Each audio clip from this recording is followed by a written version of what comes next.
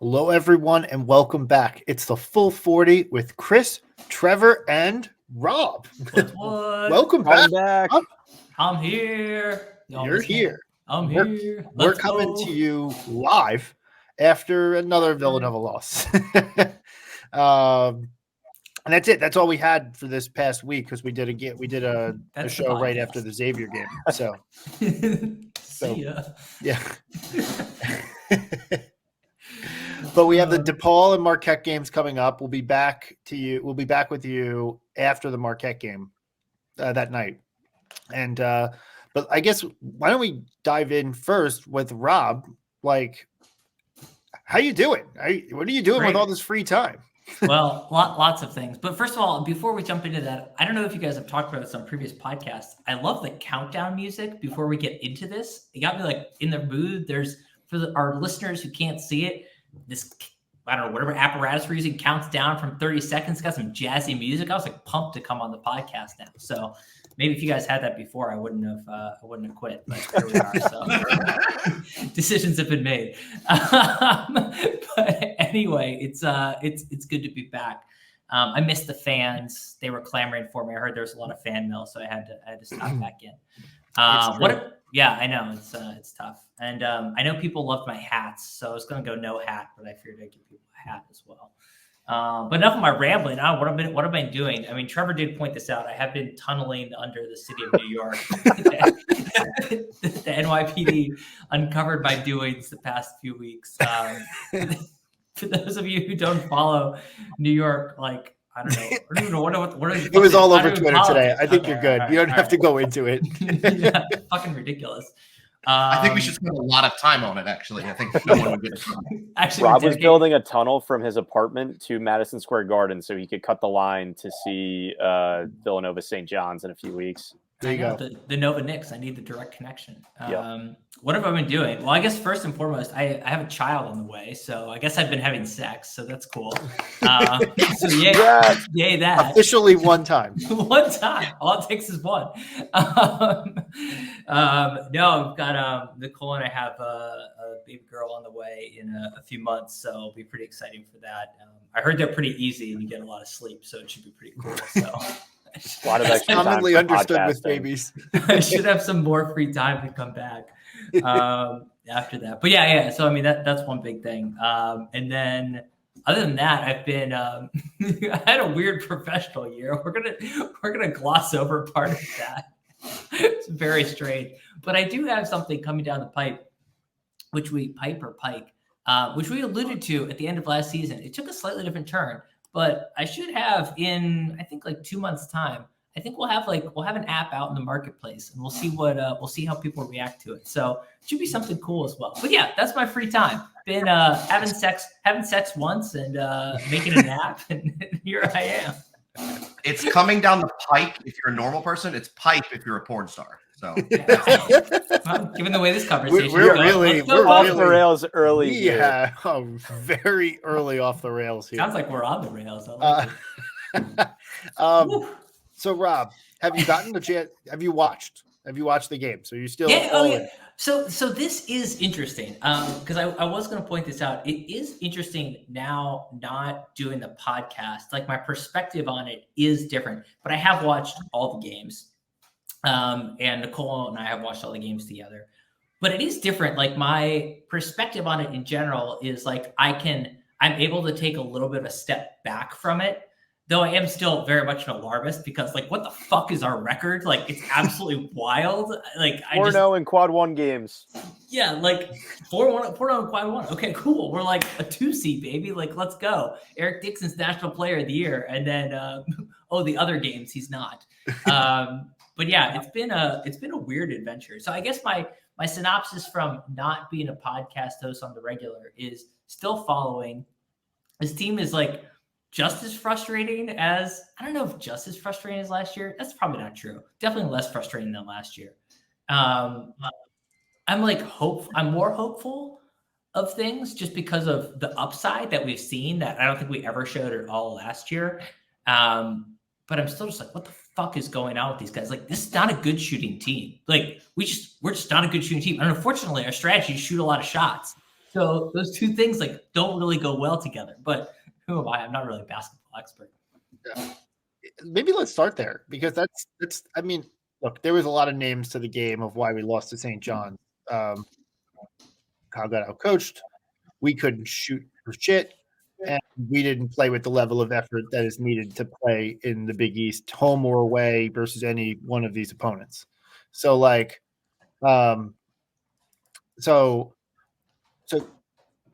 yeah. What the point is like let's talk about the shooting a little bit because Rob, I agree. It's hard to come away with a perspective other than we're not a good shooting team because you are what you are, and we're 15 games into a season. We're halfway through a regular season, and we are just like the statistics are terrible. We're 207th in the country in 3-point percentage, 231st percent in 2-point percentage, and yet we shoot the 9th most amount of threes in the country. It's wild. Absolutely wild. And when you put our combined percentages together, I know you can't do this because it's not like effective field goal. We're like 300 plus. 300 plus. It's so bad I can't even say it. Yeah. Like over 300 in the country. So it's really bad. Yeah. But the funny thing is that the team is definitely acting as though we are a good shooting team. It just hasn't happened yet. Right? Like there's been no adjustments. There's been no adjustments to our offense at all that would indicate that the staff has come away with a conclusion that we are a bad shooting team. Actually, I will say there are times in certain games when it seems like that, when suddenly, like out of a timeout, they'll go for like 3 layups in a row, or they'll just try to drive the ball down somebody's throat like 3 or 4 times in a row. And it's like, oh, okay, they're making an adjustment. And then it's like, no, 3 ball, brick. So It's like we did it, but we can't learn our lesson, or we assume that we're going to magically get this 3-point shooting percentage. Which, this is what drives me nuts, is that like the whole 3-point shooting thing obviously came around more of the advent of like 2015, 2016, as the whole analytics movement shifted towards 3s are more than 2s, But the whole thing is predicated on being able to shoot well. Like, if you can't shoot well, the math falls down. Like, it just doesn't make as much sense. And it's not, we have historically been a good 3-point shooting team. Obviously, 2018 was a historically great 3-point shooting team. But the past few years, in 20 was okay, 21 was okay. The past few years haven't actually been that great. So we're still applying the same strategy, which was developed, 7+ years ago and predicated on a team that shoots 3s well. And now it's being applied to a team that just transparently doesn't shoot 3-pointers well. So yeah, at some point you got to say, we should be revisiting this approach instead of just blanket rolling it out because we won 2 natties with it. If the personnel and the results don't justify it, then you got to change something. It's kind of crazy at some point. So a good change might be to drive the ball down the lane to the cup for a layup, except that we are 350th in the country in terms of getting blocked. Like, we get blocked all the fucking time. That's wild. That's really wild. Like one of the worst teams in the country. So all of this is to say, we're terrible offensively. We're really bad offensively. I know what Ken Pom says 52nd in the country, but like, I watch it. This team is terrible offensively. They forgot a 352nd is what they mean. It is really hard to watch. The good news is our defense is really good sometimes. Yes. When they apply themselves and place the effort, they are really good. And that defense does help offense. when they do get moving and running a little bit. But again, not something we see a whole lot of. They're still trying to play at a snail's pace, which isn't great. Rob. Just because we don't have the Colin Gillespie to knock down a shot after burning 27 seconds of shot clock. It does not look good. It was really ugly against St. John's. Felt a lot like I was watching the St. Joe's game again. St. J. Yeah, those SJUs. You got to watch out for them. And yeah, I was that hurt. Burton getting blocked back into the locker room hurt. If I could give an anti-alpha dog play of the week or Shaq Fit play of the week, it would probably be that one. Hats off to him for putting the effort in and going for it. But that was that was brutal. Met at the summit there, and it was a loud crash and he went right back to the locker room to stretch out. That was just. It was not a good look. It was almost something. It was a smashing block. Just like, oh yeah, no, he really just like absolutely stuffed that back in your face. Yeah. I mean, the whole day, St. John's really just played with much more vim and vigor, like much more effort. They just, and you saw it down the stretch where for a second I thought maybe this is just the program punting on this game, but he played Arch like 6, 7, 8 minutes down the stretch of that game. And it was clear that it was not like a punt to lose because they were still trying and fouling and doing all the things that you would try and do if you're trying to make a comeback. No, it was purely done because and I actually give them a little bit of credit for this. They were so pissed at the effort that they had gotten from the team that he puts Arch in to basically say, okay, well, if you're not going to try, then fuck all you guys. Like Arch is going to play for several minutes down the stretch because he actually gives a shit. Right. So like, and it showed. He actually played decent I thought he gave good minutes. Yeah, he did give good minutes. No offense there, but there was no offense anywhere. So it was kind of hard to judge. And Bamba, to his credit, was one of the other guys who I thought put a pretty good effort in on his birthday. Happy birthday. But like, it was a happy birthday. Sorry, your party's so lame. Yeah. It was a brutal game to watch. I kind of, though, took a step back after watching it. There was a part of me that was like, this team is going to be what it's going to be. Like it is. Willy said it before. He's like, this is the most 8th seed to ever 8th seed. I think good bracketologists have us around 7th right now, but like, it just feels like a team. Rob, I get your optimism from a perspective of talent and what we've seen. We're going to pick off some people who we probably shouldn't. We're going to lose games that we definitely shouldn't. Oh no, to be clear, I'm not optimistic. It's more just one of those like, you've seen in theory how good. It's funny. So when I was at McKinsey interviews, and when they interview, they test you along certain dimensions. And what they do is they test you once you hit and like show the highest level of aptitude. They're like, oh, well, we're going to score you. You check the highest box. So like, if you looked at Villanova's best games and said, oh, once you check like the highest box, this team will be like a 2 seed. But that's not reality. So I don't know what McKinsey's doing. But point being, like, I'm not grading Villanova like that. I think this team is like absolutely destined for like a first round flame out. Like there's no reason this team is going to get to a second weekend in my mind. Yeah. So let's level set there. I am not optimistic about Gotcha. Okay. Yeah, gotcha. Yeah. Rob, in our Nova Insider chat about a month ago, somebody posted like our bubble chances. And I was like, we're not talking bubble. It's December. That's sad. I was like, we can talk bubble February. But I was like, if we're talking like how things need to fall in December, give up. Exactly. You're losing the game. Yes. Yeah. If you're counting that closely now, it's not, you're not on the right side of this. Yeah. Yeah, it's terrible. But I kind of am resigning in a weird way. I've kind of resigned myself a little bit to like, this is going to be the most, I said in my New Year's resolutions for the team, I said, let's not make this the most frustrating result possible. Like, let's get a definitive answer one way or the other. Like if we're going to suck, let's suck. And so that we can make change.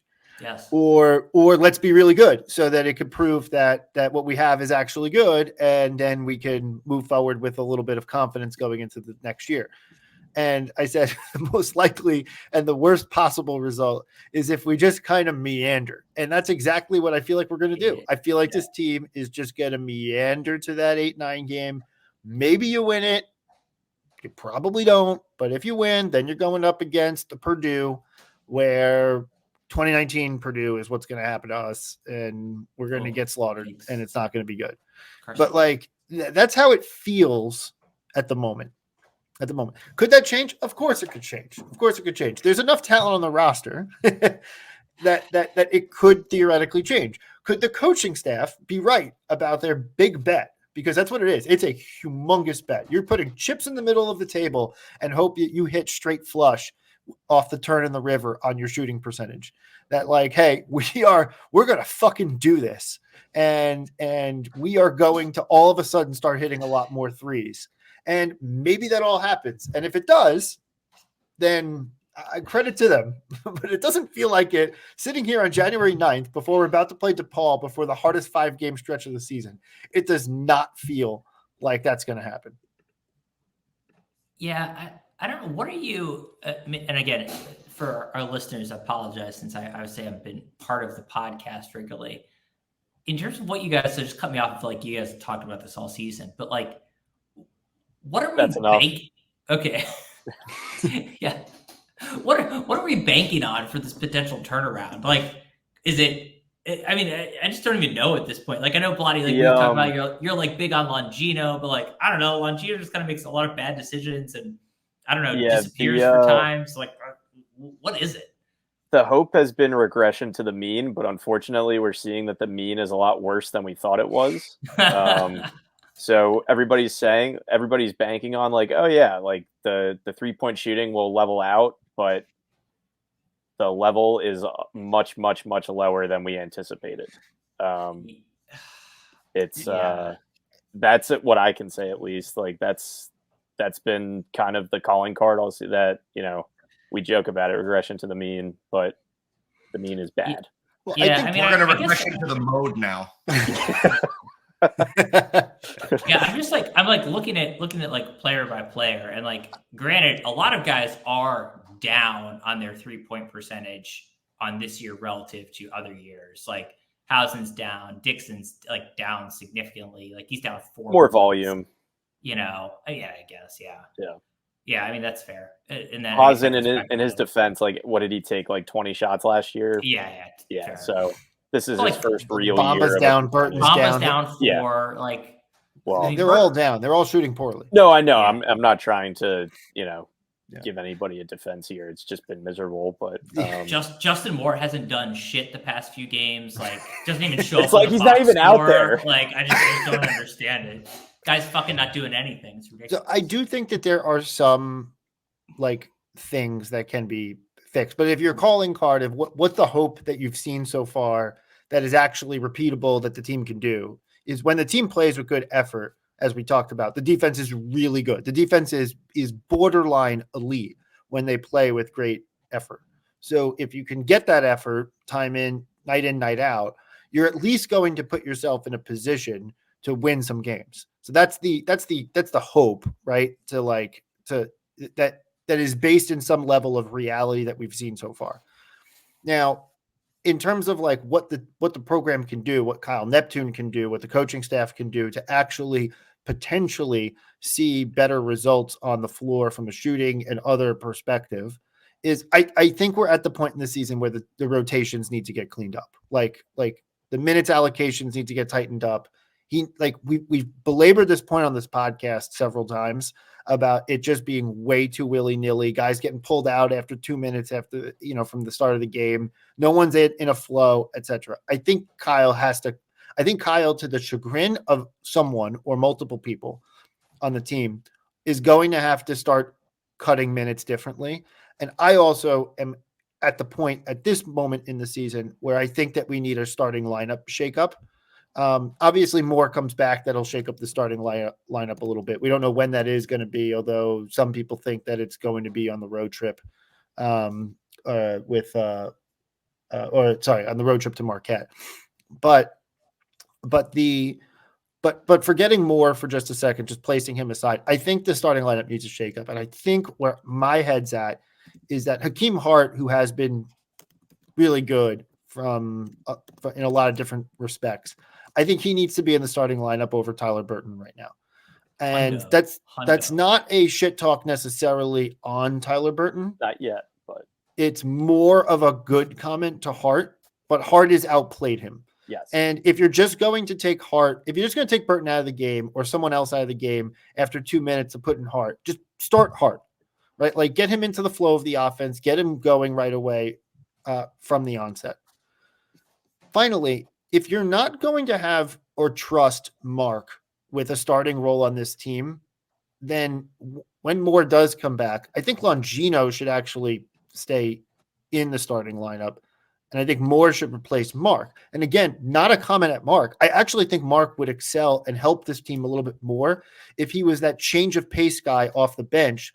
Like, I mean, Rob, you brought up the 2018 team, and obviously this is not the 2018 team, but like DiVincenzo was to the 2018 team, where he came off the bench for sometimes Brunson and could move the ball differently, was just a totally different change of pace. Obviously. Corey Fisher on the 2009 team played the 6th starter role, and he was a change of pace off of Scotty Reynolds. And like, I think that is what this, I genuinely think that's what this team needs, is they need to bring the speed boy off the bench to change the pace up a little bit. Those are the concrete things that I think need to happen in order to actually get some benefit here. You can't put Mark on the bench though, obviously, until Justin's back, because otherwise, like the level of creation on this team is lacking. Not even creation, terribly. Just getting the ball past midcourt. No, we're not even talking creation. Competence. We're talking getting the ball into the offensive zone of the court. Like, we saw what happened against Xavier. It was pathetic. The loudest cheers of the night were when Kyle finally gave up and put Mark in to handle the ball in the last minute of the game. Like, it was just ridiculous. Yeah. That's terrible. So, yes, agree on all those points, Chris. I would say either Burton or Longino should probably lose their spot to Hart when Hart and Justin. If you want to keep Mark in there, if not, leave Longino in. He does that thing where he'll take like 6 turnaround jumpers, layup hybrids. Yo, what the fuck is that? Yeah, decision making's not been insane. Like, absolutely insane. He has to start playing like a quarterback. Show that toughness that got him. Yeah. No, so that's just like his go-to. Like, when we have no offense, he just dribbles into the paint, picks up his dribble, and pivots around until he can force up a layup. And I think he and Mark are both better suited just that, like, one dribble into the arc, pull up mid-range game. Somebody can look up the numbers if they really care, but just from the eye test, like, that ball goes in the hoop. And the other way around, we get blocked. So it's, I don't know. I'd rather them miss jumpers than get blocked on layups.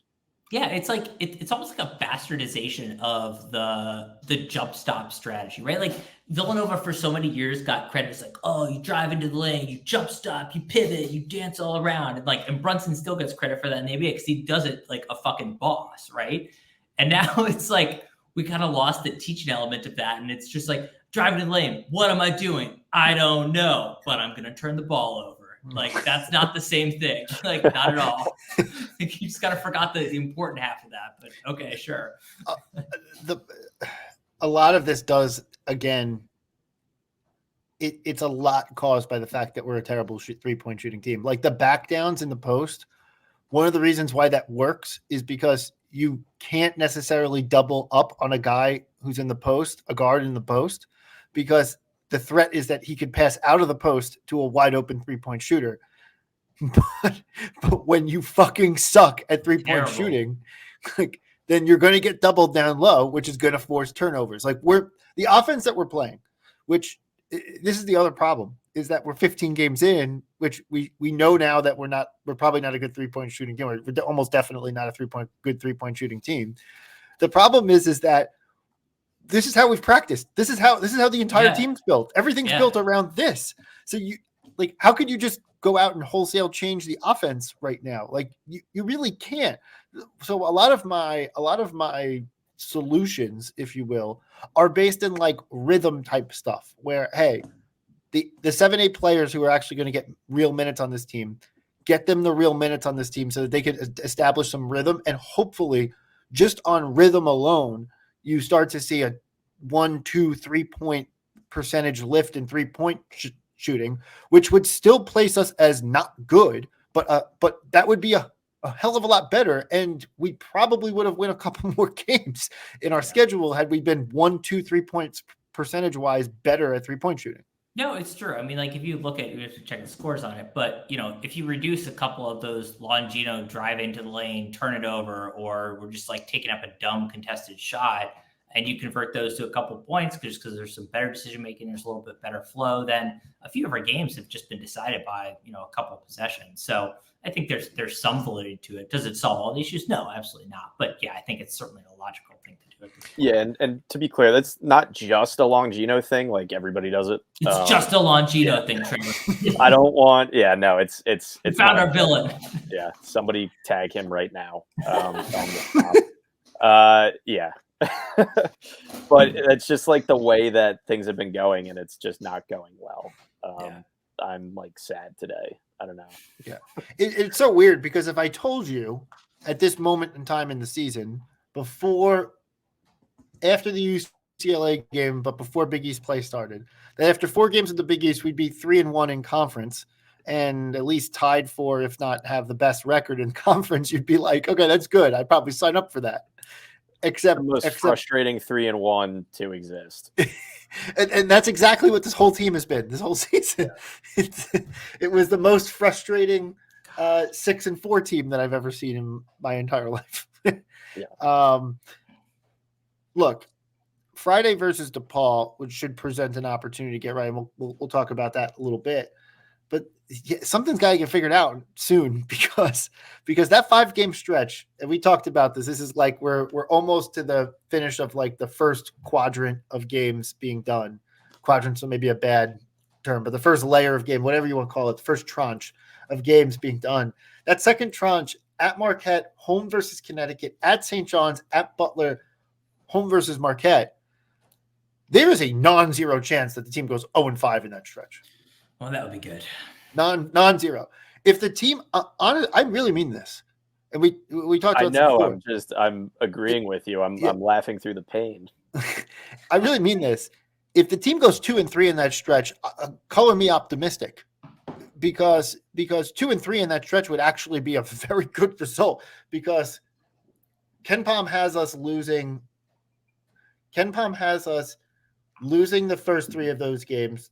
Marquette, Connecticut, at St. John's, beating Butler and Marquette away and home by 1 apiece. So those are 2 coin flips. So being 2-3 in that stretch would actually be an improvement above what KenPom, with the statistics play out. 3-2 in that stretch would be borderline miraculous. And so something has to get figured out offensively and soon. I mean, you could defend the shit out of teams till kingdom come, but that's what Virginia did back in the day, and they lost to a 16 seed in the first round. So, like, if you can't score the ball, like, you're going to run into trouble. When is Justin coming back? I think you may have said this earlier, and I just wasn't paying There's attention. no official word, obviously. There's never anything Why did you official. think you would know? Until he suits up. But the rumor that I heard is Monday against Marquette. Oh, wow. Okay. That's All a right. rumor, unconfirmed. Yeah. Source is dead to me if it's not true. What did he actually do? See, this is now you're getting the perspective of the fan who's like casually paying attention. Knee sprain. I don't know. Nothing official. Just That's what I thought. I was like, I don't know, He's just just the hurt. vaguest shit ever. He's just hurt. His Fucking ego's hurt. He got hurt on Tuesday, December 5th, where we're basically a full-blown 5 weeks Yeah, we are. We're exactly 5 weeks from the day when he got hurt, and there has been no news other than he's day to day. Sorry, being out for 5 weeks is not fucking That's not day day to day. That's not day to day. Also, No. like, look, if you're going to start getting frustrated about that, we have a long history of Villanova basketball to discuss. Like, that's how they handle every injury. Phil Booth, when he sat an entire season with tendonitis or whatever it was and had to get the surgery, He was redshirting, and it was day to day. He was redshirting day to day. Absolutely So, ridiculous. you know, Well, he also got that non-COVID related illness that nobody really wanted to talk about. yeah, he got sick. Gonorrhea. Meningitis. Like, what are we talking about? Like, how serious is the disease that he clearly got? Yeah. Everybody was getting On sick the bench. last week after New Year's. Maybe he had a crazy New Year's party and everybody super spreader. Super spreader. no, But no, it's He had a non-COVID, non-COVID so- illness called you called can the have a coronavirus. spreader of a It was non-COVID the disease. coronavirus. I had Maybe it's like Yeah, a cool. box party where like you get your kids together that have chicken pox, then everybody gets it. Dude, Brian, you're dating yourself. Nobody gets chicken pox now. Really? No, because they all have the vaccine. Yeah. We're Yeah, like the yeah. Alright, we're talk like about vaccines, the okay. Thank God Rob's here. We can start talking about vaccinations and science. We're not getting vaccinated out here on the main line, bro. That's a New York thing. Yeah. Bill Gates shooting all the kids up. Don't get me Vital started about your farms. 5G cellular service. Yeah, 5G bats. Yeah. That's why we dig tunnels. Yeah. I was just going to say, the grounding's real, the tunnels are real, the 5G is real. Tunnels are Anyway, Welcome back to the Full 40, a yeah. conspiracy theory podcast. yes. Do we want to Hey, that shit gets listens, by the way. do we want to ad break Oh, real yeah. quick before discussing DePaul and further implications down the road? Yes, let's hear Trevor read it All out. right. Brian? Today's episode of the Full 40 is brought to you by Homefield Apparel. Homefield produces some of the best quality vintage collegiate apparel on the market. You won't find better game day gear anywhere else. Homefield has the ultimate collection of old school logos and looks with the best quality around. Shop t-shirts, crew necks, hoodies, bomber jackets, and more at homefieldapparel.com. Don't forget to use code NOVAINSIDER for 15% off your first purchase. That's code NOVAINSIDER at homefieldapparel.com. So, Sorry, I was on InfoWars. So I no, was you're good. So I will say, just to piggyback off of the very natural Homefield ad, anytime I've been in public with my bomber jacket, I get compliments from everybody, and I never get compliments. So just one final push, buy the jacket. I had UConn fans coming up to me, and I sent it in the group chat. I know UConn is not a blue blood or elite because they do not have a storefront, and therefore they do not have a bomber jacket. So They absolutely do have a home field. I couldn't find it. No, I'm 100% certain. Oh, they do? They have a Okay. home field. Well, they don't have a bomber jacket, so we got I think they that do on them. too. I think they Trevor's like, I opened up confirming Chrome it. and it wasn't there. We You are. guys Hey, talk, we're I'll sticking figure it to out. it. Trevor I'm is sticking to Trevor it, is just yeah. spreading Show me the misinformation. on jacket. his Show me phone. the jacket. Yeah, Trevor- show me the Trevor- on the vaccination site. word. Show me the jacket. But yes, the bomber jackets are still hot. The dad hats are hot. Everything's great. Use that code. They have a bubble stripped bomber jacket. Yeah. It actually looks fucking cool. With Trevor, the red. did you look this up in your encyclopedia and it wasn't there? Yes. Or like, was it your Well, Sears I catalog? showed. Maybe? I don't know. So I was out. I showed the UConn fan the website, and I was like, I don't know if you'd be under U for University of Connecticut or C for Connecticut. And he said, "Oh, I'll look for it." And then he's like, "I can't find the jacket." So I give. It's literally there. Yeah, I blame him for that. And I was So you did operating what Walheim did to me, where he told me to read his tweet. I looked at it for 1 second. And goes, "Oh, that's funny." And he goes, "You didn't read it." It's like, no. exactly. Might have put my. It's not the first time I'll put my foot in my mouth here. It is certainly not the last. Dude, I might buy this UConn one. Plus, they just won the national championship again last night. I don't know if you saw, but all their fans were celebrating that Michigan won where they won. You know? Where we won. Michigan, I mean, UConn fans last night were congratulating themselves on winning at NRG Stadium while Michigan won. I don't understand. I know, neither did I, but they were That's a pretty celebrating. cool jacket. I'm not gonna That's a lie. cool jacket. I'm saying, dude. Imagine rocking that to your like I MAGA might move. get one. Just actively All right. prove. So- Trevor wrong. Yeah, well, no, it's Mikey from the bar. Yeah, you were wrong, Mikey. Sorry. Anyway, back to reality. So DePaul. Yeah, we're not gonna. I mean, We're not talking. We have to win. Yeah. We have. You got to to win. You got to blow them out. You got to show up. You got to be loud. Just effort and energy from the start will be an improvement. My God, they're terrible again. They're really bad. No. This is not much has changed. They are Rob. They're borderline worse. the worst team Worse. ever been in the conference. They almost beat Georgetown the other night. I know, I saw that. Georgetown sucks too. Holy shit. Yeah. Yeah, but like I feel like DePaul the past few years have been like, flirting around 500. They usually get, they give themselves an easy non-con. They come in, they're like, we're hot. These guys just suck. Yeah, they're really bad. Holy shit. So it's now It's like terrible. Big East Roulette has 2 bullets in the chamber now because it's Georgetown and DePaul. Yeah. It's also really weird from a perspective of bracketology, because at this very moment, a lot of bracketologists have as many as 7 Big East teams in the NCAA tournament because of Seton Hall's somewhat miraculous schedule early. They scraped out a win tonight versus Georgetown before we jumped on, but it's been a borderline miraculous appearance so far, beating UConn and Marquette at home and winning at Providence.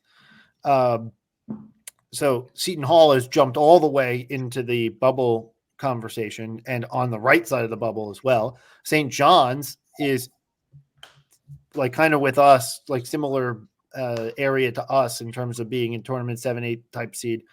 And then you have, UConn and Marquette and Creighton are all solidly in. And then I'm forgetting who the other one is off the top of my head. Providence, of course. So right now at this very moment, you have 7 Big East teams who are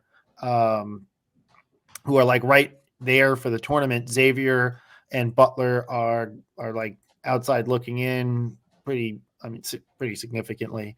And then you have DePaul and Georgetown. So where it kind of comes to is it's super roulette, Trevor, to your point, is that those teams have to have the Big East kind of needs DePaul and Georgetown to have 1 win apiece, and that's versus each other at each other's home court. It basically needs. Sorry, what? That's no. They both need to go. Okay. I was like, well, somebody's going to win the game, Chris. Yeah, right. They both need to go 1-19. Yes, I understand. Yes. Right, it just took me a second. This is the helpful part of having a really bad drag on your conference, is that if they can effectively lose all their games, then that actually becomes a help, because everyone gets an extra W and everyone goes home happy, and they would have done their job for the conference. Whereas if DePaul and Georgetown start winning games, that's actually terrible. It's the worst possible result for the conference, because Xavier and Butler are going to beat teams. We might lose to Butler, but Xavier and Butler are going to beat teams because they're good enough to win. So what ends up happening is that you can't have the cannibalization come from the bottom. It has to come from the middle. That makes sense conceptually. I get what you're saying. Have you guys talked about Cooley? I don't want to spend too much time because this isn't a cool. Yeah, let's. I'm happy to talk about it. Oh God, it's not a good first year. It's not looking great so far. No. I don't know if he's mailing it in or what, but yikes. Georgetown should look at a real coach like Kyle Neptune. It feels like Tracy's. It feels like Ed Cooley came in and said, "Well, this is obviously a god awful situation Right we're off. Yeah. So I'm going to punt on this year, and we're going to rebuild the old fashioned way, right? Type of thing," which is hilarious because Ed Cooley was portal guy #1, numero uno, going into getting hired at Georgetown. And so if I was a Georgetown fan, I was thinking to myself, and having talked to many Georgetown fans, they were thinking to themselves, we got the portal guy. He's going to come in and bring all this talent in via the portal. And we're going to be, I don't think anyone thought tournament level year 1, although it's kind of weird because Pitino was expected to make the tournament in year 1, but Ed Cooley was not. He's a good coach. Yeah. but like Damn. it's a fair point. But they definitely thought that it was going to be a somewhat competitive team. Like this team could potentially be like a 7th in the Big East type year, 8th in the Big East type season. You know, if cards broke the right way, they would have won some games, been competitive. You know, they still have a stretch run to have, but like down the stretch, actually start picking teams off and showing signs of life for the program. That has not happened. This team has been straight out bad. It is very clear that they had no intention this season of being any sort of competitive because Ed Cooley didn't fill out the roster. That was like the big thing. He didn't fill out the full roster. He's got like 5-6 walk-ons on the team. I might be exaggerating a little bit, but I'm not exaggerating much. So like they don't have enough players, like, and they had some injuries. Jaden Epps got hurt, etc. Like they don't have enough depth, like on real basketball players. Not just depth from like a talent standpoint. They don't have enough depth from real basketball players to actually like take on that many injuries. Well, so they stink. Whatever. It's enough time on Georgetown. It's the Georgetown. But you wanted. Have we talked about it? I want to talk I wanted to allocate like a minute or two. And Georgetown sucks, and Cooley sucks in his first year. So fuck him. Let's go. Yeah. That game that he goes back to Providence will still be the highest grossing ticket sales of the year, I think. Outside of like a Taylor Swift concert in the Amp, but it's it's nice. It's good to see. It's good to see the conference win one there. Just like everybody feels good about that, I think. But we have a real game on Monday, which is Marquette. What are we feeling like here? We're gonna have Chris Notaro in the building. Yes, Oh, wow. as per usual, he is always at that Marquette game. Boots on the ground. Look, I mean, with Marquette, you kind of know what you're getting because they're rolling basically out the same team that they had last year, minus Omax Prosper. More questions this year, though. Like last year, we were all pretty certain that Tyler Kolek could read. This year, that's been drawn into question more than once, it seems. Good old dangly sack from Providence Twitter, just ruining that guy's whole night. Rob, did you follow this story at all? I think I saw a little bit of it. It's a pretty niche story. I think we would do our listeners a favor by going into it a little bit. Do it. Educate me. So I don't know exactly how it all started, but I can tell you how it happened, actually, how it started at least, and then you can come in with the Providence bit. So Marquette tweeted their team GPA, as it's always a great idea to do that, and saying how we had this many players above a 3.2 or whatever, pick whatever 3.0, whatever number you want to say. And they had pictures of a lot of the players that had it, but they didn't, they had 8 guys or 9 guys above a 3.0, but they didn't have room in the graphic for 8 or 9 guys. And one of the notable holdouts was Kolek.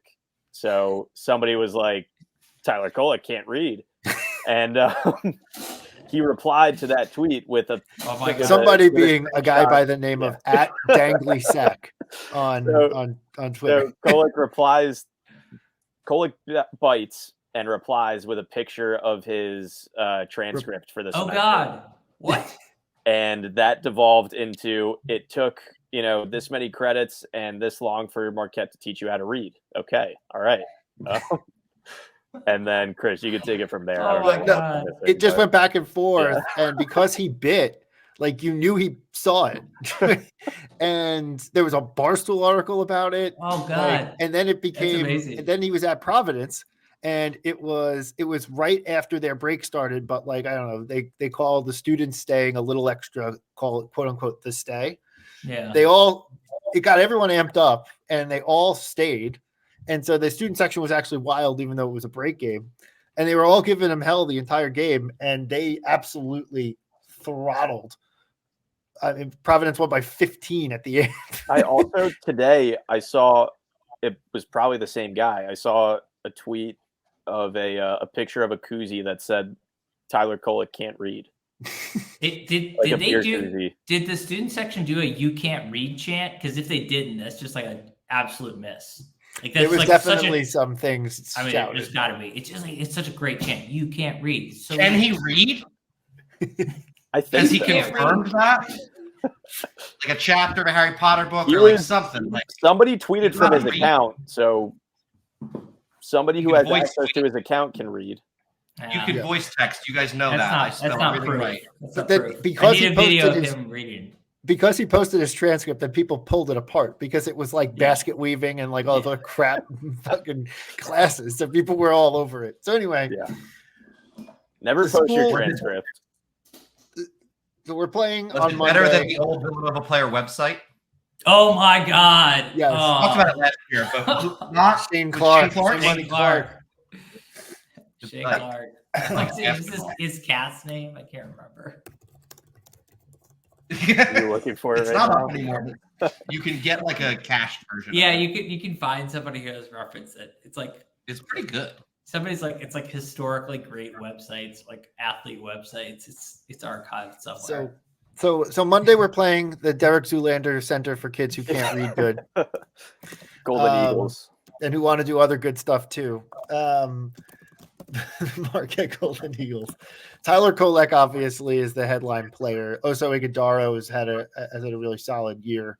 And Cam Jones has also been really good. I mean, like it's like pretty much the same Marquette team. They've gotten some additional, contributions from their deeper bench. A guy named Ben Gold, a 6'11" guy who could also shoot the three, who's been pretty solid for them. They've had David Joplin, who's been good. So like it's like the same team that you've seen from And they're last coming year. off a loss. They are. Seton Hall, a close loss to Seton Hall away, right? It was Yes, but they do play Butler tomorrow. Okay. So we have a cleanser in between. So hopefully they use that for their revenge game, and then our defense and energy travels. Yeah. We know our offense isn't going to travel. Oh Rob, no, our offense travels. It's non-existent. So like Yeah. you bring a zero somewhere, it's still a zero. That's It's fine. fair. Brian, We're a little Rob, better here's on the road. We are better Here- on the road. Here's something you haven't waited on. A Marquette fan kind of came at a UConn fan saying they had a better season last year because they won both the Big East regular season title and That's right. the conference title. The Big So East their is much season more trumped difficult to win. UConn. So, as a fan of a basketball team, would you take the double Big East championship over the Natty? I mean, obviously, I come from Yeah, a okay. J-Wright school. If we play for all of the titles, Thanksgiving tournament title, regular season title, Big Big East Five. title, and then if we're lucky, we get into the tournament. That's not what we play for, though. We play for the accumulation of titles, and we just Right. want to be the best that we can be. So, At Marquette titles. was the best that they can be more times than UConn was the best that they can be. So Oh. therefore, Marquette is the superior team. It's just math. I did see a Marquette fan attack a UConn fan last week by being like, "You're not elite in the conference. You finished 5th last year." I was like, "This is just so like, thank you." It's wild because the Marquette fans keep hammering it, and it's dumb as fuck. Just They are like, so serious too. Yeah, take your W and your L and go home. Like you got Yeah. you got your conference title, which you've like never had before. That's great. Like just go celebrate it and shut the fuck up. yeah. Don't insult the team that won the national championship. Yeah, like what you are have what are you talking 9 other about? teams in the conference to choose from. Yeah, it's ridiculous. That is, Absolutely ridiculous. Very reminiscent of, I don't know if many did this, but Seton Hall fans being like, "Oh, well, we won the Big East tournament that Oh my year." God. It's like we hit the most famous shot in the history of Cool. college basketball. Oh, yeah. Yeah, Or when they said they later. would have made the Final Four in 2020 I mean, because COVID stopped them. Right. Oh. I mean, You what do you can't- expect from Marquette? They let 88% of the people who apply into the school. I mean, they can't read. We are. We're we are really throwing hammering mud. the We are academic. throwing mud because we have nothing positive to say We have about her. We all think that we're going to lose this game at Marquette Oh, yeah, I know. on Yeah. Monday. I can't say it. I will Yeah. continue to make incorrect predictions. Yeah, well, like to be clear, we're gonna lose, right? Like, Yeah. Yeah, obviously- I mean, Look, it's someone not who like isn't there- me might say that. Yeah. It's not like there's like a clear pattern in Marquette losses. Like they lost to Purdue on a neutral court, which is obviously excusable. they lost to Wisconsin. All the other games that they've lost have been away. They got hit pretty hard by Wisconsin and Providence away. Wisconsin's actually really good. Providence in that mini stretch before Bryce Hopkins got hurt was really good. And Seton Hall obviously has been a stretch where they've been playing really well. So like, but there's no like, oh, you slow them down from a tempo standpoint, whatever. Rob, are you okay, man? What's going on? I'm sorry. I found a website that had some of the description of Shane Clark's website. So I'm like talking about the game, like not saying anything funny, and Rob's just cracking up. I was cracking up. Sorry. Yeah, like they haven't like. There's no like oh, you gotta slow them down to win. Like we will slow them control down. the pace against them. Yeah, like you do have to control. I mean, well, look, the only like the glimmer of hope we have is that potentially Justin's coming back that game. That should shorten the rotation. That should help with the rotation by maybe taking minutes away from people who don't necessarily need that many. But it could also bring us back to the hockey shifts. I don't know. Marquette, Brian? Marquette was better last year than they are this year, in my view, at least from a regular season standpoint. I think they'll break through to the second weekend this year. Like they should have gotten there last year. I think they just had like a all world bad game and worst time for it. That being said, like we actually played them decently tight in both games last year. Obviously, there was the New Year's Eve game last year at home where like we were right there. But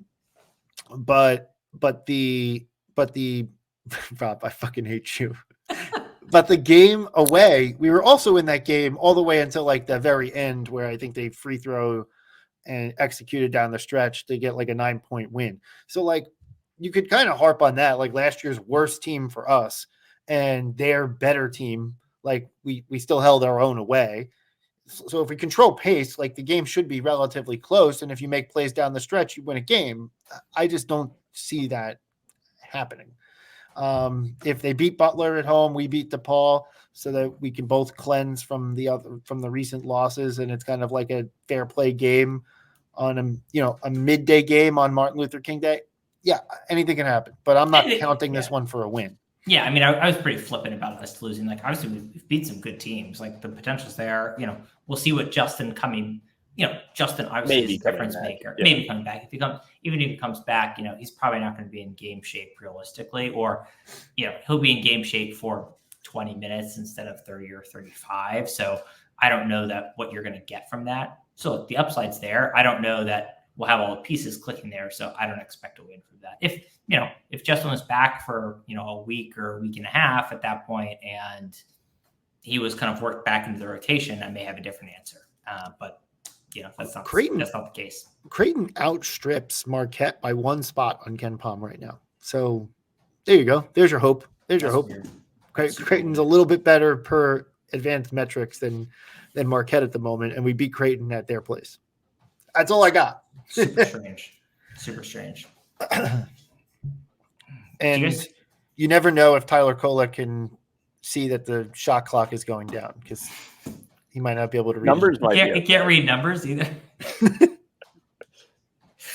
Oh God, it's amazing. So yeah, so this is the interesting, because we're on the border of the two tranche, the first tranche ending and the second tranche. So look, if we get to 4-1 in this tranche here, we beat DePaul, right? Like we better beat DePaul, and then you get to the Marquette game. If you win that game, then the outlook does change a little bit on the season, or you can allow yourself some visions of grandeur, if you will, because then in that next stretch, you kind of have to go 500 down that 4-game stretch, that difficult 4-game stretch, and it takes a lot of pressure off. That's really it. Like, you beat Marquette at home, like you've pretty much taken a ton of pressure off.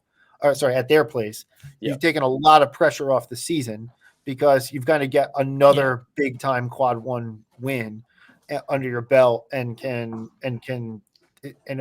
by that point, with 5 quad 1 wins, you'd already have the quad 1 resume to make the tournament.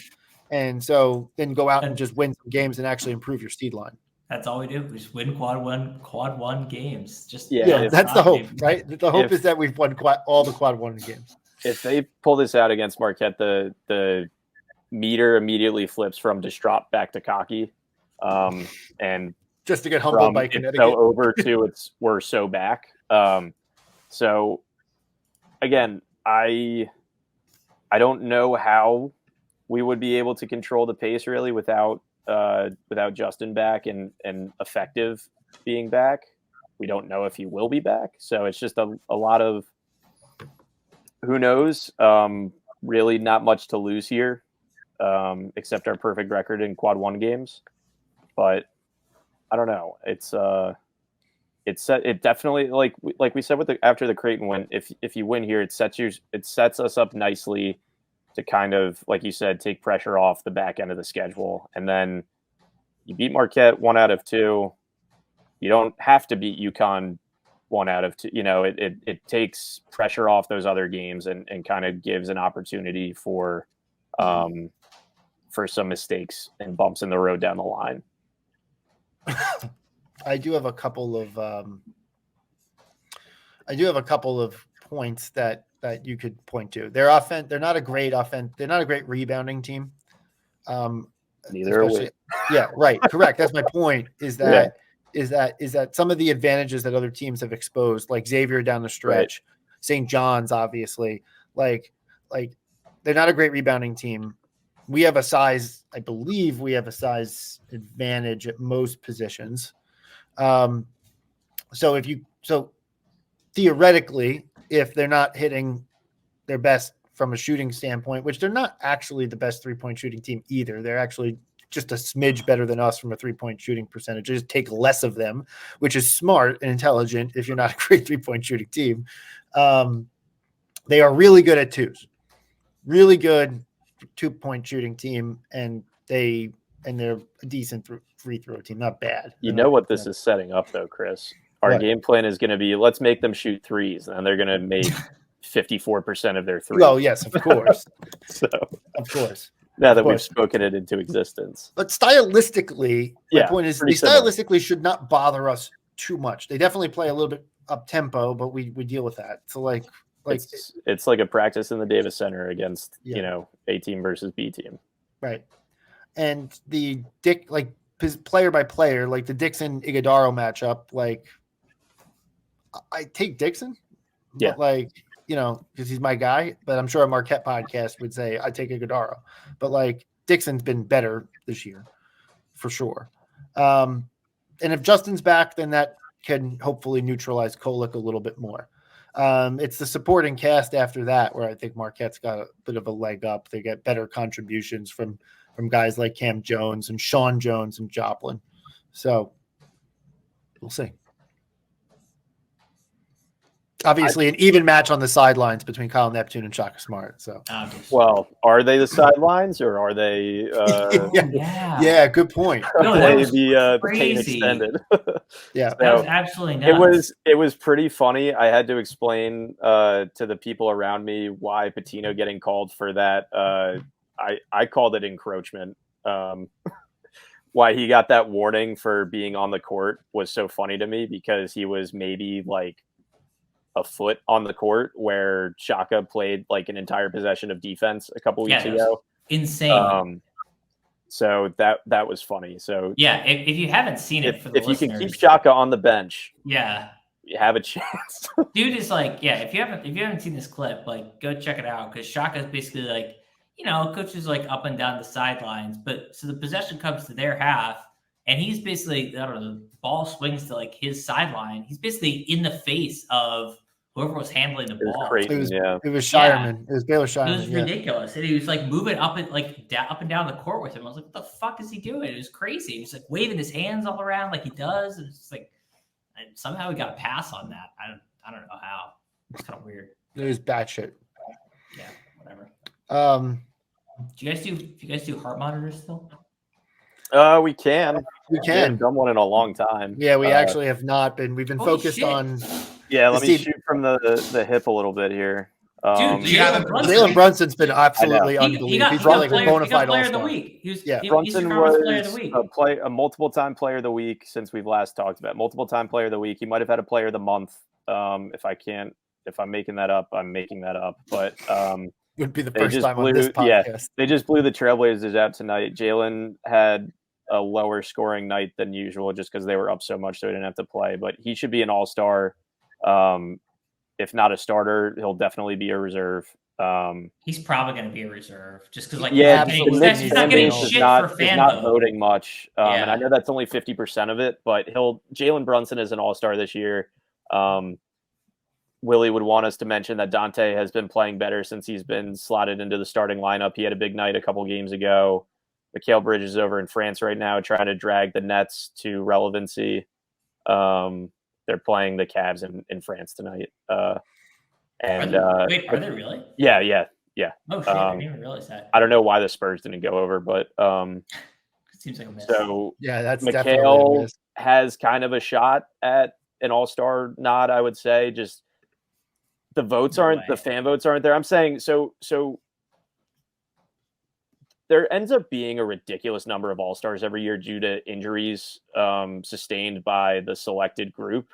So I think if it's a bad thing to wish, but Mikal has an outside chance of being selected as an injury replacement to an all-star just because, if an East forward goes down or something like that, they'll say, okay, Mikal Bridges has been playing great. It's kind of like a career achievement to this point too, just because he was so solid last year too.